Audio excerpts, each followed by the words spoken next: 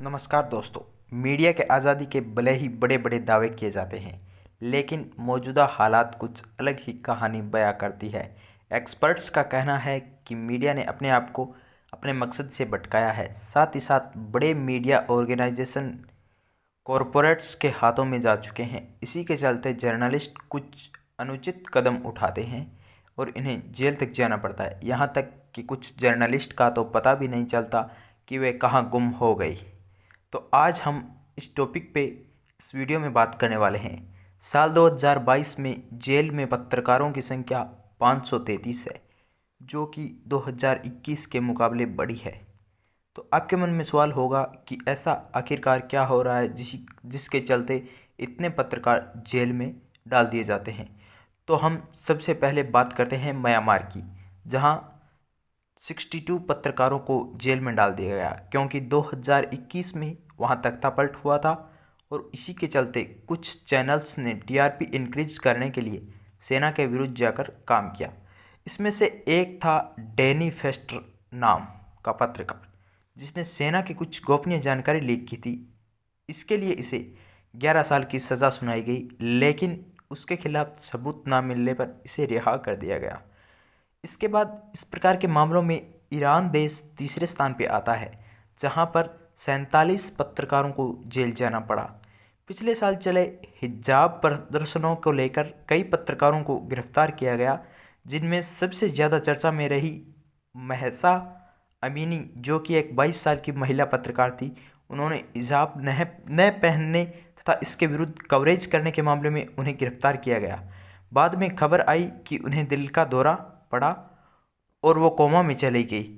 इसी के पिता ने बीबीसी के एक इंटरव्यू में बताया कि गिरफ्तारी के समय उसे प्रताड़ित किया गया और पीटा गया, और उनका कहना है कि हमें उसकी पोस्टमार्टम रिपोर्ट भी नहीं दिखाई गई।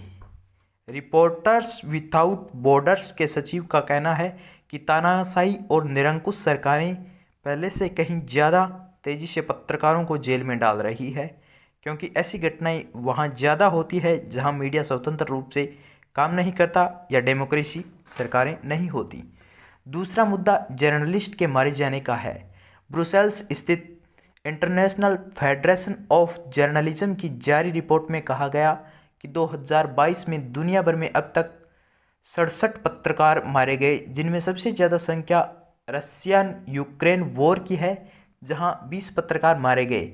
मैक्स लेविन, जो कि 13 मार्च 2022 को कीव के पास मारे गए। इसके बाद जांच में पता चला कि उन्हें और उसके एक साथी पत्रकार को रूसी सैनिकों ने गोली मार दी थी।